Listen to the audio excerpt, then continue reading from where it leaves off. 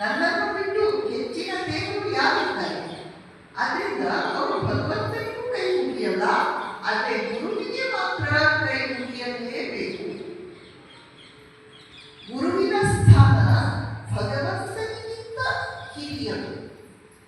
ಗುರು ಗೋವಿಂದರು ಇದಿರಲೇ ಇರರು. ಕಬೀರರು ಹೇಳ್ತಾರೆ, ಒಂದ್ಸಲ ಏನಾಯ್ತಂತೆ, ಇಲ್ಲಿ ಗುರು ನಿಂತಿದ್ದಾನೆ, ಇಲ್ಲಿ ಗೋವಿಂದ ನಿಂತಿದ್ದಾನೆ, ಯಾರಿಗೆ ಮಣಿಯಲಿ ನಾನು ಮೊದಲು ಯಾರಿಗೆ ನಮಸ್ಕಾರ ಮಾಡಲಿ ಅನ್ನುವ ಸಂಶಯ ಕಬೀರರ ಮನಸ್ಸಿನಲ್ಲಿ ಬಂತು. ಅವರೇ ಅದಕ್ಕೆ ಪರಿಹಾರವನ್ನು ಹೇಳ್ತಾರೆ. ಶ್ರೀ ಗೋವಿಂದನ ತೋರಿದ ಗುರುವೇ ಪೂಜ್ಯನಲ್ಲವೇನು ಕಬೀರ, ಪೂಜ್ಯನಲ್ಲವೇನು? ಶ್ರೀ ಗೋವಿಂದನನ್ನು ನನಗೆ ತೋರಿಸಿಕೊಟ್ಟವನು, ಶ್ರೀ ಗೋವಿಂದನನ್ನು ನನಗೆ ಪರಿಚಯ ಮಾಡಿಸಿಕೊಟ್ಟವನು, ಅವನೇ ಎಲ್ಲರಿಗಿಂತ ಶ್ರೇಷ್ಠ ಅಲ್ವಾ?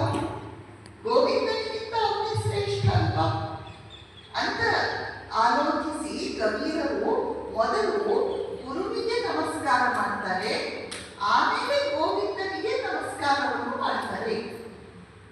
ನಮ್ಮ ಸಂಸ್ಕೃತಿ ಪರಂಪರೆಯಲ್ಲಿ ಗುರುವಿಗೆ ಎಂಥ ಒಂದು ಶ್ರೇಷ್ಠ ಸ್ಥಾನವನ್ನು ಕೊಟ್ಟಿದ್ದೇವೆ. ಇಂದಿನ ಶಾಲಾ ಕಾಲೇಜು ವಿದ್ಯಾಭ್ಯಾಸದಲ್ಲಿ ಕ್ವಾಲಿಟಿ ಕಡಿಮೆ ಆಗ್ತಾ ಇದೆ ಅಂತ ಎಲ್ಲರೂ ಕಂಪ್ಲೇಂಟ್ ಮಾಡ್ತಾ ಇರ್ತಾರೆ.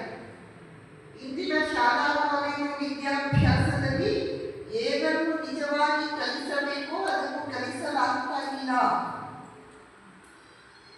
ಅಲ್ಲಿ ಕಲಿಸಲಾಗ್ತಾ ಇರುವುದು ಜೀವನೋಪಾಯಕ್ಕೂ ಸಹಾಯ ಮಾಡ್ತಾ ಇಲ್ಲ, ಇನ್ನು ಶ್ರೇಷ್ಠ ಜೀವನವನ್ನು ಬದುಕಲಿಕ್ಕೆ ಯಾವ ರೀತಿಯಲ್ಲೂ ಸಹಾಯ ಮಾಡ್ತಾ ಇಲ್ಲ ಅನ್ನುವ ಕಂಪ್ಲೇಂಟ್ ಅನ್ನು ಎಲ್ಲರೂ ಹೇಳ್ತಾ ಇದ್ದಾರೆ.